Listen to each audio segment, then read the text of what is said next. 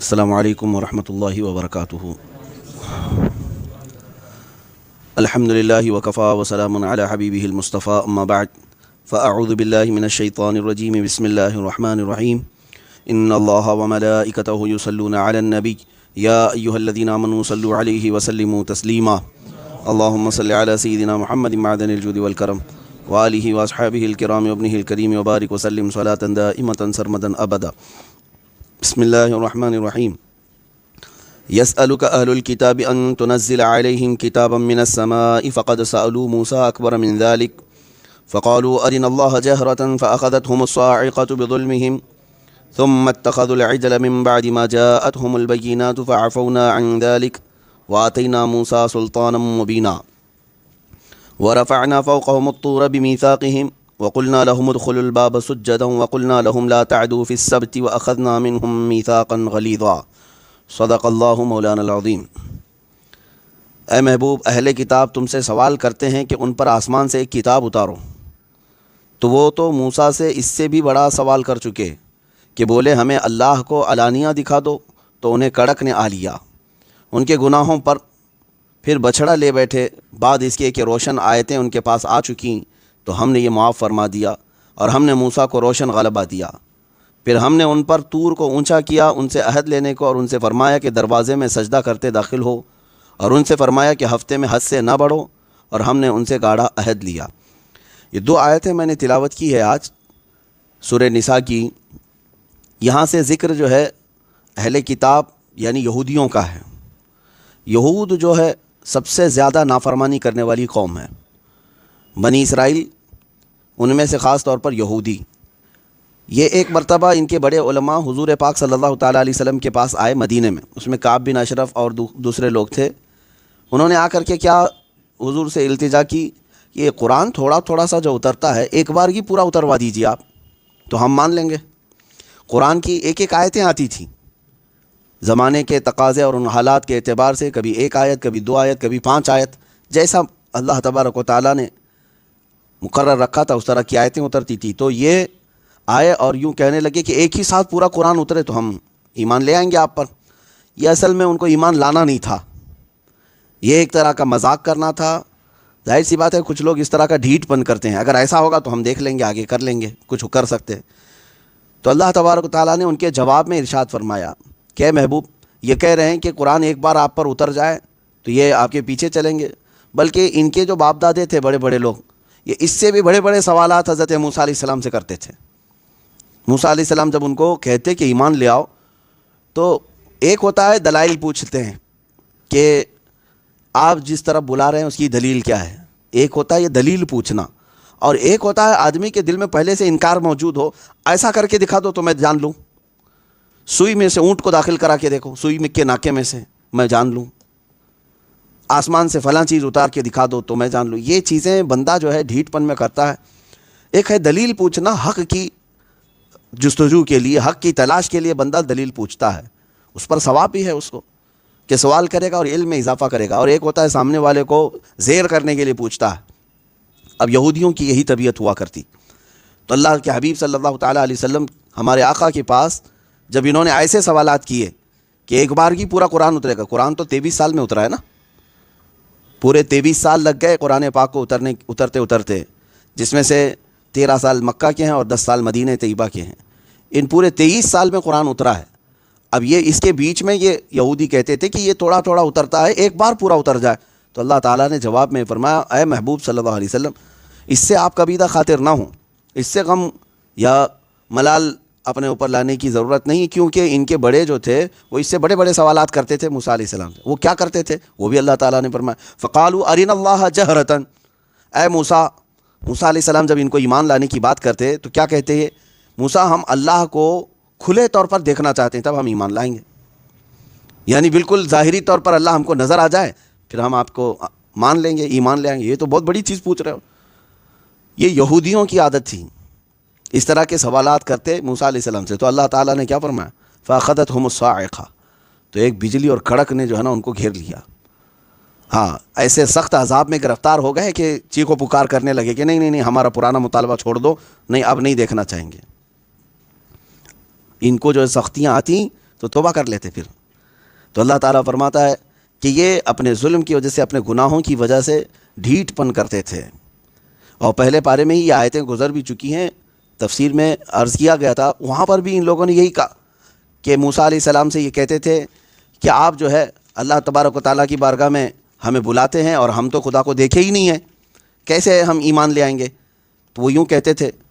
تو اللہ تبارک و تعالیٰ نے وہاں پر بھی جو ہے یہی فرمایا. یہ ہے آیت کریمہ، اس میں سورہ بقرہ کی آیت نمبر 55، وَإِذْ قُلْتُمْ يَا مُوسَىٰ لَن نُؤْمِنَ لَكَ حَتَّىٰ نَرَى اللَّهَ جَهْرَةً. یاد کرو اے موسیٰ، جب تم نے کہا اے موسیٰ ہم ہرگز تمہارا یقین نہیں لائیں گے. یہ یہودیوں کے بارے میں ہی کہہ رہے ہیں، جب تک کہ خدا کو ہم ظاہری طور پر نہ دیکھ لیں، یعنی کھل کر کے یہ دیکھنا چاہتے تھے. وہاں پر بھی پہلے بارے میں بھی یہ آیت آئی ہے. اللہ تعالیٰ نے فرمایا کہ پھر ان کو بجلی اور کڑک نے آ کر کے گھیر لیا تو پھر تل ملانے لگ گئے. جس چیز کی تمہارے اندر تاب نہیں ہے اس چیز کی خواہش کیوں کرتے ہو؟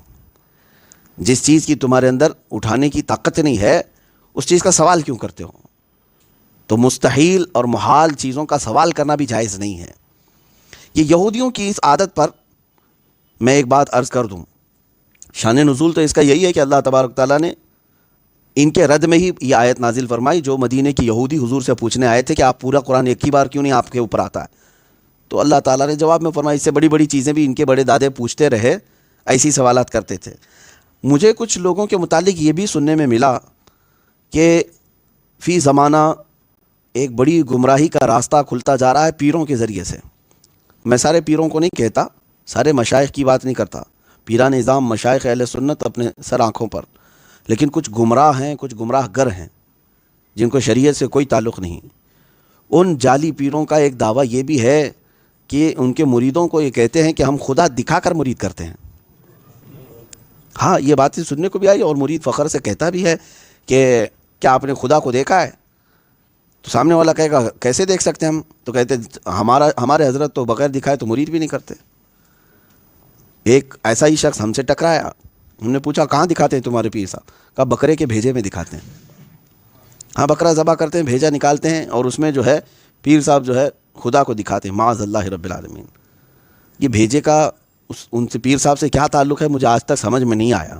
کلیجے میں کیوں نہیں دکھاتے یا پھر دوسری جگہ پر؟ بہرحال لیکن یہ گمراہی کس قدر بڑھ گئی ہے میرے عزیزوں. بھولے بھالے لوگوں کو اس نام پر بڑی بڑی چیزیں بتا کر کے ورغلانا کہ یہ علماء تمہیں کیا بتا پائیں گے، یہ شریعت والے کیا جانتے ہیں، آؤ ہمارے پاس ہم تو خدا تک پہنچائیں گے.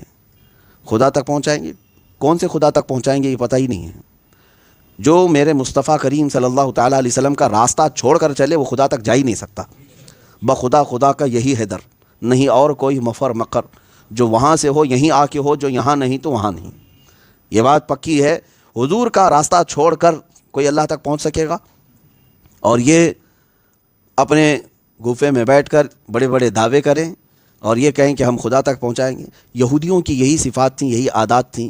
وہ ایسی بڑی بڑی چیزوں کے ڈینگ مارتے تھے، بڑے بڑے دعوے کیا کرتے تھے کہ ہم ایسا کر سکتے ہیں ویسا کر سکتے ہیں. اور ان کی گمراہی یہاں تک پہنچی کہ وہ انبیاء کرام علیہ السلام کو بھی قتل کرنے لگ گئے. اب آیتیں ہیں آگے، وَقَتْلِهِمُ الْأَنْبِيَاءَ بِغَيْرِ حق. یہ انبیاء اکرام کو ناحق قتل کیا کرتے تھے. کیوں؟ انبیاء اکرام علیہ السلام ان کو غلط روش سے ہٹاتے اور سیدھا راستہ بتاتے تو ان کے جانی دشمن بن جاتے تھے. آج ان یہودیوں کی صفات پر کچھ لوگ چلتے ہیں. ان کو اگر آپ گمراہی سے ہٹا کر سیدھے راستے کی دعوت دیں گے یہ ہمارے جانی دشمن بن جاتے ہیں، یہ پیچھے لگ جاتے ہیں. کئی علماء حق کے ساتھ انہوں نے ظلم کا معاملہ کیا ہے، صرف اور صرف یہی کہ ان کے نفس کے خلاف یہ سننا بھی پسند نہیں کرتے. ان کی طبیعت کے خلاف کوئی بولے تو اس کے لیے یہ سخت ہو جایا کرتے ہیں. بہرحال اللہ کو ظاہری طور پر دیکھنا، علانیہ دیکھنا، کیا یہ ممکن ہے بندے کے لیے دنیا میں؟ اس کے لیے ائمہ اکرام سبوں نے یہی اتفاق کے ساتھ بیان فرمایا. قرآن خود کہتا ہے لا تدرکہ الابصار وہو یدرک الابصار. کوئی آنکھ اسے گھیر نہیں سکتی، بلکہ وہ سارے لوگوں کی آنکھوں کو اللہ تبارک تعالیٰ اپنے علم سے احاطہ کیا ہوا ہے. اور اگر آنکھوں میں وہ سما گیا تو وہ محدود ہو گیا، تو کوئی آنکھ ہے ہی نہیں. یہاں تک کہ معراج کی شب حضور پاک صلی اللہ تعالیٰ علیہ وسلم نے جو رب ذوالجلال کو اپنے آنکھوں سے دیکھا، اس میں بھی کئی اختلافات آئے. اس کی وجہ یہ، میں ان اختلافات کا ذکر نہیں کر رہا، لیکن وہ حضور پاک کی شان تھی، ان کی خصوصیت تھی، اللہ جسے عطا کرے، لیکن دوسرے بندوں کے لیے یہ ممکن نہیں ہے۔ اور اس طرح کی طلب رکھنا بھی، جو چیز محال ہے، مستحیل ہے، ناجائز و حرام ہے۔ مانگنے کے سلسلے میں بھی اگر آپ کو یہ کہہ دیا جائے کہ جو چاہے اللہ سے مانگ لو، تو اس میں بھی لمٹ ہے میرے عزیز۔ ایسا نہیں ہے جو چاہو کا مطلب کیا ہے، جو چاہو مانگ لو کا مطلب کیا ہے؟ تو آپ آج کے زمانے میں اللہ تعالیٰ سے یہ مانگ سکتے ہیں کہ اللہ مجھے نبی بنا دے؟ محال ہے۔ میرے آقا صلی اللہ تعالیٰ علیہ وسلم کی ختم نبوت کے بعد وہ خاتم النبیین ہے، اس کے بعد نبی کا ہونا محال ہے، ناممکن ہے۔ تو کسی ناممکن اور محال چیز کا مانگنا حرام ہے، نعوذ باللہ من ذالک۔ کیا مانگنے کا مطلب یہی تمام چیزیں ہیں؟ نہیں، آپ کی بھی لمٹ رکھی گئی ہے۔ وہ چیزیں مانگو جس کا تم خود تحمل رکھتے ہو، اٹھا سکتے ہو، برداشت کر سکتے ہو، اور شریعت میں جس کے جواز کا حکم ہو۔ اور اسی لیے آپ نے بزرگوں سے سنا بھی ہوگا، اکثر جو ہے یہ دعا کرتے ہیں اللہ تعالیٰ آپ کی ساری جائز تمنائیں پوری کرے۔ جائز تمنائیں کا مطلب کیا ہے؟ یعنی تمنا انسان اگر ناجائز کر بھی لے تو اس کے لیے دعا کرنا یا پھر اس کے لیے سفارش کرنا بھی ناجائز و حرام ہے۔ بعض لوگ اس طرح کی خواہشات لے کر کے بیٹھے ہیں، ان کے لیے دعا کرنا بھی ناجائز ہے۔ جائز تمناؤں کی طلب رکھیں۔ اب یہاں پر جو سوال کیا تھا نا موسیٰ، یہ یہودیوں نے میرے آقا صلی اللہ تعالیٰ علیہ وسلم کہ پورا قرآن ایک ہی بار کیوں نہیں اتار دیتا اللہ؟ تو یہ در حقیقت اللہ کے لیے ناممکن تو نہیں ہے۔ اللہ جیسا چاہے اتارے قرآن پاک کو، لیکن مولا تبارک و تعالیٰ وہ اپنی مشیت سے ہر کام کرتا ہے، تمہارے مشورے سے نہیں۔ اللہ کی مشیت میں دخل یہ تو ناجائز ہے۔ کیا تم بتاؤ گے اللہ کو کہ کتنا اتارنا چاہیے، کتنا نہیں اتارنا چاہیے قرآن؟ تم بتاؤ گے؟ یہاں سے ایک چھوٹی سی بات میں آپ کو بتا دوں، اکثر یہ کئی لوگوں سے غلطیاں ہو بھی جاتی ہیں۔ میں نے بزرگ کے متعلق پڑھا، انہوں نے راستہ چلتے ہوئے بیابان میں غالباً بارش برسی، بارش کا موسم نہیں تھا، جیسے ابھی قریب بارش آئی۔ دسمبر میں بارش کا آنا لوگوں کے لیے تعجب کی بات ہے، بارش کے اپنے اوقات ہیں۔ اس بزرگ نے صرف یہ کہا یہ کیا بے موسم بارش ہو رہی ہے؟ اکثر لوگوں کی زبانوں سے نکلتے ہیں۔ تو غیب سے ندا آئی کہ اے بندے، کیا تم فیصلہ کرو گے کہ کس موسم میں بارش برسانا ہے؟ اللہ تبارک و تعالیٰ کا ہر کام اس کی مشیت سے، اس کے ارادے سے ہوتا ہے، وہ بہتر جانتا ہے، پوری کائنات کو چلا رہا ہے۔ ہاں، بے ٹائم کے تم کو کیسے پتہ چلا کہ یہ بے ٹائم ہے؟ تم کو کیسے پتہ چلا کہ یہ بے موسم ہے؟ تم نے تو صرف حالات کو دیکھا ہے، باقی تمہیں یہ خبر ہے کہ اس بارش کے کتنے ہزار لاکھ کروڑ فائدے ہوں گے جو اللہ جانتا ہے، وہ اللہ بہتر جانتا ہے۔ تو اس طرح کی چیزیں جب کہنے کو منع کیا گیا ہے کہ اللہ تبارک و تعالیٰ کے ارادے اور مشیت پر تم کلام بھی نہ کرو، تو سوال کرنا تو بہت بڑا جرم ہے۔ اس طرح کا سوال کرنا کہ اللہ تعالیٰ ایسے کیوں نہیں اتارا، ویسے کیوں اتارا۔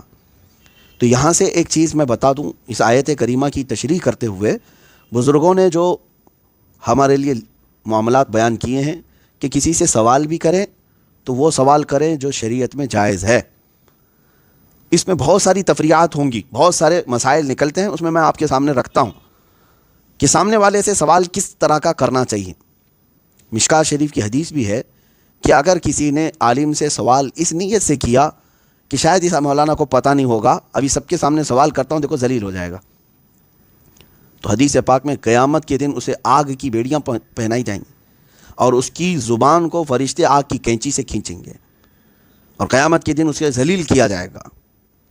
علم اسی لیے نہ حاصل کرو، یہ علم حاصل، کچھ لوگ جو ہے چھوٹی چھوٹی کتابیں لے جا کر کے پڑھ کر کے سمجھتے ہیں معمے کی کتاب اور جو پھنسانے والے معاملات ہوں گے۔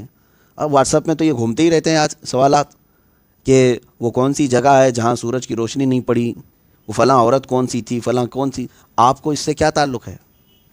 آپ نے یہ سوال نہیں کیا کہ نماز میں یہ خطا ہو گئی تو سجدہ سہو ہے یا نہیں ہے، آپ کی ضرورت کا سوال تھا، آپ کی ضرورت کا سوال تھا۔ آپ کی تجارت کے معاملات کو لے کر کے آپ کو شک تھا کہ میری کمائی اس طرح سے ہو رہی ہے تو میں عالم دین سے پوچھ لوں آیا میرے لیے حلال ہے یا حرام ہے۔ یہ تو زندگی بھر نہیں پوچھنا ہے، اس کو سوال بھی نہیں کرتے کہ اگر سامنے سے حرام کا فتویٰ آ گیا تو پھر ہماری دھندا چھوٹ جائے گا، کام چھوٹ جائے گا۔ سوال وہ نہیں ہے، سوال تو یہ ساری چیزیں کہ شیطان کی بیوی کا نام کیا تھا، بڑے بیٹے کا نام کیا تھا، آپ اس کے خاندان سے کیا لینا دینا؟ آپ کا کوئی رشتہ کرنا ہے؟ شیطان کے بڑے بیٹے کا نام کیا تھا، اس کی بیوی کا نام تھا؟ یہ سوالات لغو ہیں، فضول ہیں۔ جس نے اس طرح کی چیزیں کی لغویات میں اور فضول باتوں میں، تو گمراہی کا راستہ کھولتا ہے۔ سوالات کرنے کے بھی یہ آداب ہیں۔ حضرت امام احمد کے متعلق یہ بات ملتی ہے کہ آپ محفل فقہ میں بیٹھتے، لوگ اپنے اپنے سوالات کرتے، سب کو جواب دیتے، ایک بندہ خاموش بیٹھا رہتا۔ آپ نے کہا کہ تو بھی تو کبھی سوال کر لے۔ اس نے کہا کہ حضور ٹھیک ہے کل کرتا ہوں۔ کبھی سوال تو کرتا نہیں تھا۔ دوسرے دن وہ تیاری کر کے آیا، سوال کیا کہ حضور روزہ کب افطار کرنا چاہیے؟ روزہ افطار کرنے کا کیا ہے؟ آپ نے فرمایا جیسے سورج ڈوب جائے، غروب ہو جائے، افطار کر لینا چاہیے، یہی ہے افطار کا۔ تو اس نے جھٹ سے کہا کہ اگر سورج ڈوبا ہی نہیں تو کیا کریں گے؟ تو آپ نے فرمایا کہ تمہارا خاموش بیٹھنا ہی بہتر ہے محفل میں۔ یہ سوال سورج ڈوبے ہی نہیں، ابھی ایسا ہوا ہے کبھی؟ تو کس لیے آپ نے سوال کیا؟ تو محض لا یعنی سوالات، یہ بنی اسرائیل کی بھی عادت تھی، یہ یہودیوں کی بھی عادت ایسی رہی۔ سورہ بقرہ کی تفسیر میں ابھی آپ نے سنا ہوگا کہ انہوں نے سوالات کر کر کر کے اپنے اوپر مصیبتیں ڈال لی۔ کئی مرتبہ ایسا ہوا۔ اللہ تبارک و تعالیٰ نے ان سے کہا تھا کہ ایک گائے ذبح کرو، ایک قاتل کو معلوم کرنے کے لیے۔ ایک آدمی کا قتل ہو گیا تھا، قاتل کو معلوم کرنے کے لیے یہ موسیٰ علیہ السلام کے پاس آئے تو اللہ تعالیٰ نے فرمایا ایک گائے ذبح کرنے کے لیے ان کو کہیں۔ ان کو ذبح کر دینا چاہیے تھا۔ وہ آ کر کے پوچھتے ہیں موسیٰ علیہ السلام سے کہ اللہ سے پوچھ کر کے بتائیں کہ بچیا ہونا چاہیے کہ بوڑھی ہو کہ جوان ہو، کس عمر کی ہونی چاہیے؟ تو اللہ تعالیٰ سے انہوں نے سوال کیا، اللہ تعالیٰ نے فرمایا نہ وہ بہت چھوٹی ہو نہ بڑی عمر کی ہو، بالکل جوان ہو۔ پھر انہوں نے پوچھا کہ ہم کو تھوڑا شبہ لگتا ہے کہ کیسا کلر ہونا چاہیے، یہ بھی پوچھ لیں۔ آپ نے پوچھا تو اللہ تعالیٰ کی طرف سے جواب آیا، نہ مطلب بہت گاڑھے کلر کی ہو نہ ہلکے کلر کی ہو، پیلے کلر کی، زرد کلر کی، جو لوگوں کو دیکھنے میں خوشی محسوس ہو۔ ہزاروں میں کیا لاکھوں میں بھی گائے پیلے کلر کی ملتی نہیں۔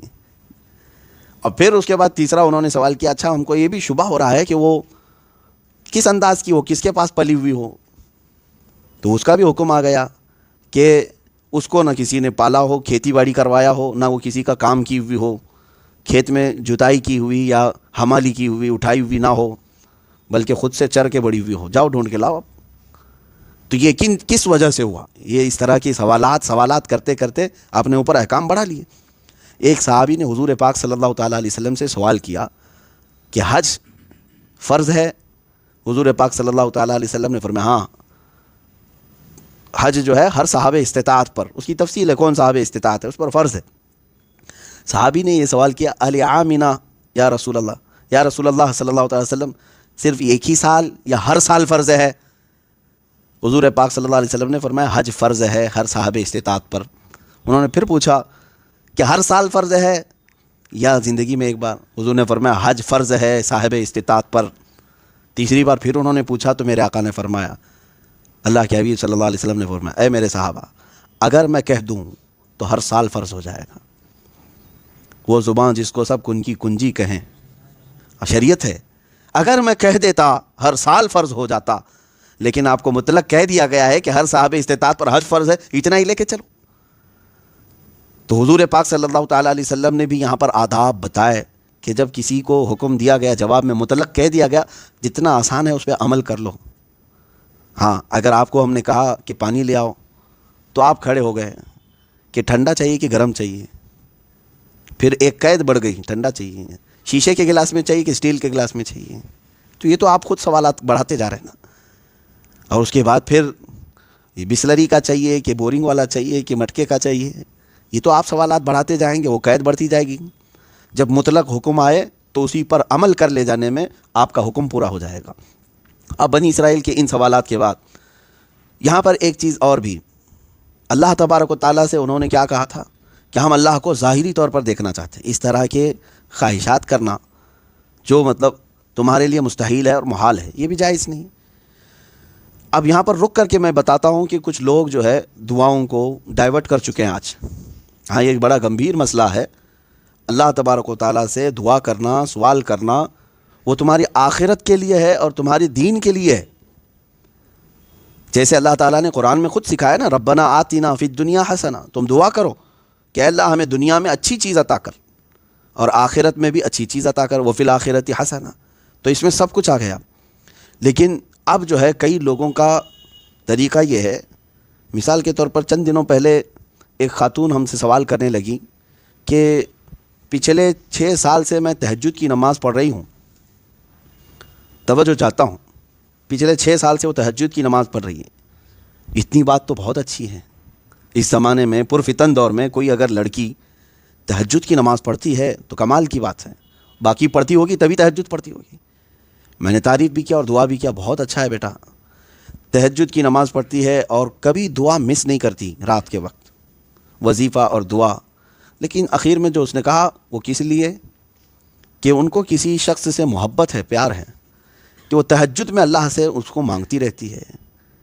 اللہ اکبر، تمہارے 6 سال کی تہجد وہ ایک لڑکے کے لیے تھی، اللہ کے لیے نہیں۔ عبادتوں کو تم نے دنیا حاصل کرنے کا ذریعہ بنایا۔ ارے کوئی جائز چیز کے سوال کے لیے اگر ہم سے کوئی یہ پوچھتا کہ میں پچھلے 10 سال سے رات کو اٹھ کر کے تہجد پڑھتا ہوں یا درود پڑھتا ہوں، میری تمنا یہ ہے کہ میرے آقا کو ایک بار دیکھ لوں، یہ بات تو تھی کمال کی کہ تم نے ایک بہت بڑے مقام کے لیے اپنے آپ کو عبادت، تم ایک مجازی عشق اور محبت کے لیے تہجد کی بات کر گئے۔ میرے عزیزو، عبادات جو ہے وہ خالص اللہ کی رضا کے لیے، تم نے اس کو ہتھیار بنایا ہے۔ کئی لوگوں کے ہاں وظیفے صرف اسی لیے چل رہے ہیں، دنیا کے لیے وظیفے۔ ہاں کسی کی بیوی روٹھی ہے تو اس کو وظیفہ چاہیے، کسی کا شوہر قابو میں کرنے کے لیے اس کو بھی وظیفہ چاہیے۔ تمہیں اللہ اور اس کے صفات، اللہ رب العزت کے نام اور اس کے صفات صرف دنیاوی مفاد حاصل کرنے کے لیے استعمال کرنا ہے۔ بہت سارے لوگ تو یہ وظیفے بھی بتا رہے ہیں نا، اس چیز کے لیے یہ وظیفہ، اس چیز کے لیے یہ وظیفہ۔ میرے عزیزو تھوڑا ہوش میں آؤ۔ اللہ تبارک و تعالیٰ کی بارگاہ میں جب سوال کرنا ہو تو سب سے بڑا سوال تو یہ تھا، اولیاء کرام یہ پوچھتے تھے کہ اے اللہ تو ہم سے راضی ہو جا، تو ہم سے راضی ہو جا، تجھ سے تجھی کو مانگ کر مانگ لی ساری کائنات۔ اگر وہ راضی ہوا تو پھر بچا کیا ہے؟ جو چاہو گے وہ تمہیں مل جائے گا۔ لیکن یہاں لوگ چھوٹی چھوٹی چیزوں کو یہ دعاؤں کے ذریعے سے، بلکہ میں آپ کو یہاں ایک بات بتا دیتا ہوں، عبادات جب تمہاری دوسری غرض سے ہونے لگ گئی تو ان عبادت کا کوئی حاصل بھی نہیں رہے۔ میری ایک پرانی تفسیر کے کلپ میں ہوگا شرک خفی اور شرک جلی۔ ایک ہے شرک جلی کا مطلب ہے کہ دوسرا خدا مان لینا، نعوذ باللہ، یہ شرک جلی کھلا ہوا شرک ہے۔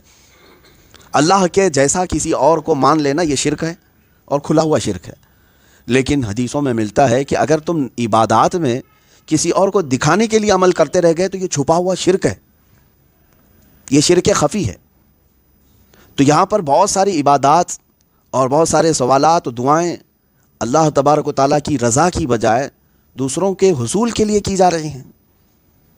ناجائز محبت پر قابو پانے کے لیے ان کو تہجد چاہیے، رات رات اٹھ کر کے اپنی ناجائز اور بے حیا محبت جس کی کوئی اصل نہیں ہے، ابتدا حرام سے شروع ہوئی اور اس چیز کو آپ تہجد تک لے جاتے ہیں۔ ہاں اب کوئی پاکیزہ لیلا مجنوں تو ہے نہیں، اتنے پاکیزہ ہوں کہ ان کے خیالات بھی معطر اور مطہر ہوں۔ بہرحال یہاں پر میں یہ اصلاح چاہتا ہوں کہ اللہ کی عبادت کرو تو خالص اس کی رضا کے لیے کرو، دنیا طلبی اور دنیا کے حصول کے لیے نہیں۔ یہ بیچ میں مجھے رک کر کے کہنا تھا کہ سوالات کرنا ہو، دعا کرنا ہو، اس کے بھی آداب ہیں، اس کے بھی آداب ہیں۔ اللہ تبارک و تعالیٰ کی بارگاہ میں وہ سوالات کریں جو اس کی شان کے لائق ہے، جو محال ہو یہ چیز کا سوال بھی نہ کریں، اور جو تمہاری ذات کے لائق نہیں اس کا بھی سوال نہ کریں۔ ہاں آپ اپنے لیے مانگ سکتے ہیں کہ اے اللہ تو مجھے اپنا ولی بنا دے، یہ اس کی شان کے لائق بھی ہے، اور آپ مانگیں تو کوئی بڑی بات نہیں، مولا اگر چاہے تو دلوں کو پاک کر دے۔ ہاں ہمارے حضرت نے یہ لکھا بھی ہے، میں گنہگار ہوں اور بڑے مرتبوں کی خواہش، تو کریم ہے خدایا تیری بندہ پروری ہے۔ ہاں بڑے مرتبوں کی خواہش کا مطلب یہ نہیں ہے کہ نبوت مانگ رہا ہے، نبوت محال ہے، یا کوئی بندہ یہ کہے کہ مجھے خدا ہی بنا لے دوسرا خدا، نعوذ باللہ، محال ہے۔ ان تمام چیزوں کو ذہن میں رکھنا چاہیے، وہ سوال بھی جائز نہیں ہے جو محال ہے۔ بہرحال یہودیوں کا یہ سوال جو میرے آقا صلی اللہ تعالیٰ علیہ وسلم سے تھا وہ تو صرف مذاق کے لیے تھا۔ اکثر ان کے سوالات حضور پاک کے پاس جو آتے تھے یہ جانچنے کے لیے لاتے تھے، یہ اپنی کتابوں میں جو تورات میں انجیل میں پڑھے ہوئے ہوتے اور یہاں چیک کرنے کے لیے آتے تھے کہ دیکھتے ہیں ویسا ہی ہے ان کے پاس یا نہیں۔ اصحاب کہف کے بارے میں بھی یہ پوچھنے کے لیے آئے تھے کہ بتائیں ان کے کتنے لوگ تھے اصحاب کہف، 6 تھے، 7 تھے، 8 تھے، یہ بھی سوال ہیں۔ کبھی سوال یہ بھی کیا کہ چاند شروع میں دبلا پتلا رہتا ہے، پھر بڑھتا ہے، پھر گھٹتا ہے، اس میں کیا حکمت ہے؟ چاند کے بارے میں سوال کیا۔ یسألونک عن الروح، روح کے بارے میں سوال کیا، روح کیا چیز ہے؟ بہت سارے سوالات ہوئے، لیکن ان میں سے یہودی جو سوال کرتے تھے وہ خاص طور پر سامنے والے کو ناپنے کے لیے، یعنی رسول پاک صلی اللہ تعالیٰ علیہ وسلم کے علم کو دیکھنے کے لیے اور ان کے اوپر اتری ہوئی آیات کو چیک کرنے کے لیے، اپنے سے ملانے کے لیے کرتے تھے۔ اور رب ذوالجلال نے قرآن پاک میں بلکہ دیگر مقامات پر میرے نبی کو سارے علوم عطا کر دیا تھا، اور خود فرمایا وَعَلَّمَكَ مَا لَمْ تَكُنْ تَعْلَمْ، ہم نے آپ کو وہ ساری چیزیں سکھا دی جس کا آپ کو علم نہیں تھا۔ تو جب کوئی سوال لے کر آتا میرے آقا صلی اللہ علیہ وسلم اسے تشفی بخش جواب بھی دیتے تھے۔ اچھا، اب یہاں پر یہودیوں کی بہت لمبی چوڑی باتیں مجھے پیش کرنی بھی تھی، کیونکہ اب ان کی داستان شروع ہو رہی کافی آگے تک، یہود و نصارہ یہ ٹاپک رہے گا۔ ان آیات کا تقریباً یہاں سے لے کر کے 10-12 آیتیں اسی موضوع پر ہیں، اور انہوں نے عیسائیوں کے ساتھ کیا کیا گل کھلائے ہیں۔ آج یہ دونوں بھائی بھائی بن کر کے بیٹھے ہوئے ہیں، یہودی اور عیسائی، ان کا دونوں کا متفقہ ٹارگٹ جو ہے اسلام ہے۔ جب دشمن سیم ہوتا ہے تو بھائی بن جاتے ہیں، ایسا ہوتا ہے، انسان کی فطرت ہے کہ آپ کو دشمنی ہو گئی میرے سے، تھوڑے دنوں کے بعد دیکھتے ہیں کہیں دور کا کوئی دشمن نکلا تو یہ آپ وہاں اس کو بلا لیتے ہیں، آ جاؤ ہم دونوں ساتھ میں لڑتے ہیں۔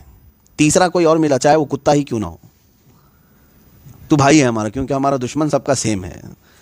تو کتا بھی، بکرا بھی، خنزیر بھی سب مل جاتے ہیں، دشمنی جو ہے سب کو ملا۔ آپ کو حیرت ہوگی، میں یہ یوں ہی نہیں کہہ رہا، یہودی اور عیسائی اتنے کٹر دشمن کہ انہوں نے اتنا قتل عام کیا کہ دنیا میں اتنا قتل کسی نے نہیں کیا ہوگا۔ عیسائیوں نے یہودیوں کو مارا ہے۔ ہاں، یہ بڑے سیدھے بنے گھومتے ہیں نا یہ آج عیسائی، یہ امن کے دائی ہیں، ہم جو ہے پیس چاہتے ہیں، شانتی چاہتے ہیں۔ کہاں کی شانتی؟ ساری شانتی کو دنیا کے بھنگ کیا ہے تو عیسائیوں نے کیا ہے، قتل عام کیا تھا یہودیوں کا۔ بیت المقدس کو 2 مرتبہ توڑا ہے انہوں نے، عیسائیوں نے، ان کے بڑے بڑے بادشاہوں نے 1-1 لاکھ یہودیوں کو ایک ساتھ مارتے رہے۔ ٹائٹس کے زمانے میں، ہرکیولس کے زمانے میں یہودیوں کو بہت مارا ہے، قتل عام کیا، اور یہودی ان کے اوپر برے برے الزامات لگاتے رہے عیسائیوں پر، صرف ان پر ہی نہیں، سیدہ بی بی مریم پر، حضرت عیسیٰ علیہ السلام پر گندے الزامات ان کی کتابوں میں موجود۔ ایک دوسرے کی لڑائیاں اتنی تھیں، اور اتنا ہی نہیں، جرمن کے ہٹلر کا جو معاملہ ہے وہ بھی پتہ ہے۔ ان کو ایک لفظ سے اتنی چیڑ ہے، ہولوکاسٹ اگر کسی نے کہہ دیا تو دنیا بھر میں اس پر مقدمہ کر دیتے ہیں، ان کو تکلیف ہے اس چیز سے۔ 60 لاکھ یہودی مارے گئے تھے، بڑی مشہور بات ہے۔ جب یہ داستان آئے گی تو ہم اس کو بھی سنائیں گے، اس کی حقیقت کیا ہے۔ لیکن میں آپ کو ایک بات بتا دوں کہ یہ کٹر دشمن ایک دوسرے کے خون کے پیاسے، اور آج بھائی بھائی بنے ہوئے ہیں، بھائی بھائی ہیں کہ دونوں مل کر کے حکومت کریں گے، دونوں ساتھ ساتھ چلیں گے، ہم تم پر نہیں ماریں گے، تم ہم پر نہیں مارو گے۔ کیوں؟ دونوں کا ٹارگٹ اسلام ہے، مسلمان ان کے دشمن ہیں، اور انہوں نے یہ طے کر لیا ہے کہ ہم دونوں مل کر کے مقابلہ کریں گے اسلام کے۔ میں کہتا ہوں یہ دونوں کیا اور 200 دیگر مذاہب اور ادیان مل جائیں اور کریں اسلام کا مقابلہ۔ اسلام کی فطرت میں قدرت نے وہ لچک دی ہے، جتنا ہی دباؤ گے اتنا ہی وہ ابھرے گا۔ ہاں، اسلام اللہ رب العزت کی حفاظت میں ہے، قرآن اور رسول اللہ کی ذات یہ میرے رب کی حفاظت میں ہے۔ تو یہ یہاں سے یہودیوں کی وہ بدکاریوں کا بھی ذکر اللہ نے فرمایا ہے۔ یوں ہی آپ کو یہ نہیں کہا گیا ہے کہ غیر المغضوب علیہم ولا الضالین، ہم ہر فاتحہ میں پڑھتے ہیں نا، کیا مطلب؟ مغضوب انہی کو کہا گیا یہودیوں کو جن پر اللہ کا غضب ہوا، ضالین سے مراد عیسائی ہیں جو راستہ بھٹکے ہوئے ہیں۔ تو اللہ تبارک و تعالیٰ نے ہمیں دعا سکھائی کہ تم نمازوں میں بھی یہی دعا کرو کہ اللہ یہ بھٹکے ہوئے اور مغضوب جن پر غضب ہوا ان کے راستے پر ہمیں نہ چلا۔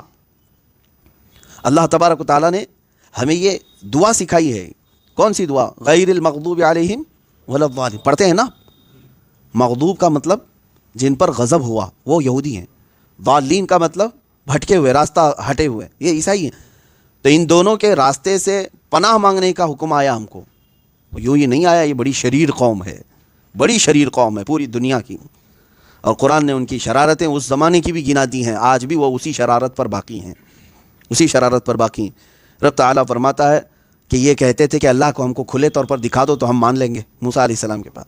پھر جب بجلیاں آئی پکڑی ان کو، ان پر آسمان گرا دیا گیا تھا، آسمان کو قریب کر دیا گیا تھا بادلوں کو، یہ ڈر کے مارے سب پھر توبہ کرنے لگے کہ ہم باز آتے ہیں۔ آپ اگر پڑھیں گے تو ان پر 5 قسم کے عذابات اللہ نے بھیجے۔